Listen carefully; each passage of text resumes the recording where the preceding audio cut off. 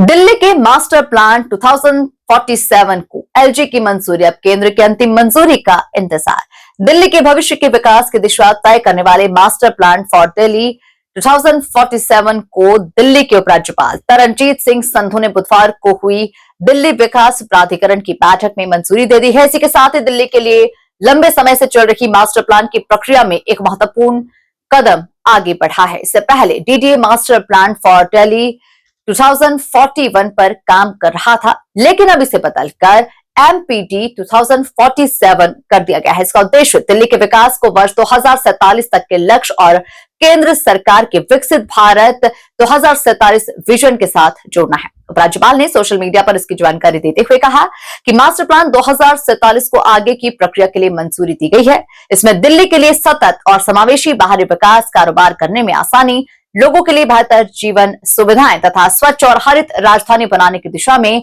Road map तैयार किया गया है। 2021 वाला मास्टर प्लान भी देरी से अधिसूचित हुआ था और वर्ष 2007 में लागू हुआ था। अगले 20 वर्षों के विकास की रूपरेखा। मास्टर प्लान एक लंबी अवधि का शहरी नियोजन दस्तावेज होता है, जिसमें शहर की भविष्य की आबादी, आवास, रोजगार, परिवहन, सड़कें, सामुदायिक सुविधाएं, भूमि उपयोग और बुनियादी ढांचे से जुड़ी योजनाएं शामिल होती है। मास्टर प्लान 2047 में दिल्ली की बढ़ती आबादी को ध्यान में रखते हुए आवास, आर्थिक विकास, परिवहन और मोबिलिटी, पर्यावरण संरक्षण, infrastructure, heritage conservation, urban regeneration और सिटीजन सेंट्रिक गवर्नेंस को एक साथ लेकर चलने का प्रयास किया गया है। आउटर दिल्ली में लैंड पूलिंग पॉलिसी पर नजर।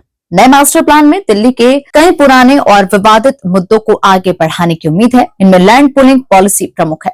इसका उद्देश्य आउटर दिल्ली के बड़े भूभाग को योजनाबद्ध तरीके से विकसित करने का रास्ता खोलना है। इसके अलावा ग्रीन डेवलपमेंट एरिया पॉलिसी भी महत्वपूर्ण विषय है। इससे दिल्ली के ग्रामीण और बाहरी इलाकों के विकास की दिशा प्रभावित हो सकती है। यमुना ओ जोन को लेकर भी बड़ा मुद्दा। मास्टर प्लान 2047 में यमुना के ओ जोन में मौजूद अनाधिकृत कॉलोनियों का भविष्य भी महत्वपूर्ण विषय है। ओ जोन यमुना का पर्यावरण की दृष्टि से संवेदनशील बाढ़ क्षेत्र है, जहां 5 लाख से अधिक लोग रहते हैं। रिपोर्ट के अनुसार दिल्ली हाई कोर्ट ने मई 2026 में कहा था कि इस क्षेत्र में आवासीय कॉलोनियां कानूनी रूप से स्थापित नहीं की जा सकती। ऐसे में मास्टर प्लान 2047 के तहत ओ जोन में रहने वाले लोगों और वहां मौजूद बस्तियों का भविष्य बहुत महत्वपूर्ण रहेगा।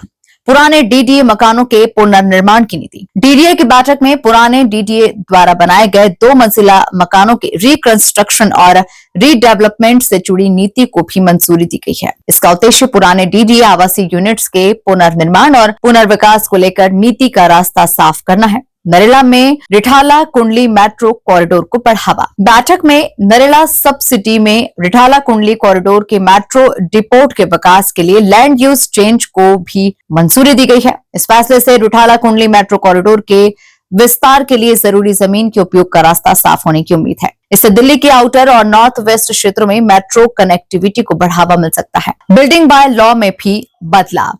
बैठक में यूनिफाइड बिल्डिंग बाय लॉज 2016 में संशोधन को मंजूरी दी गई है। इसका उद्देश्य निर्माण से जुड़े अनुपालन और प्रक्रियाओं का बोझ कम करना तथा इजी ऑफ डूइंग बिजनेस को बेहतर बनाना है। क्या मतलब है इस मंजूरी का? कुल मिलाकर मास्टर प्लान 2047 दिल्ली के अगले 2 दशकों के विकास की दिशा तय करने वाला महत्वपूर्ण दस्तावेज होगा। इसमें आवास, परिवहन, आउटर दिल्ली का विकास, land pooling, green development, Yamuna O zone, पुराने डीडीए मकानों का पुनर्विकास और मेट्रो विस्तार जैसे कई महत्वपूर्ण मुद्दे शामिल हैं। हालांकि अभी एक बात स्पष्ट रहना चाहिए, एलजी डीडीए की मंजूरी के बाद भी मास्टर प्लान 2047 को अंतिम रूप से लागू करने के लिए केंद्रीय आवास और शहरी कार्य मंत्रालय की मंजूरी और उसके बाद आधिकारिक अधिसूचना जरूरी होगी।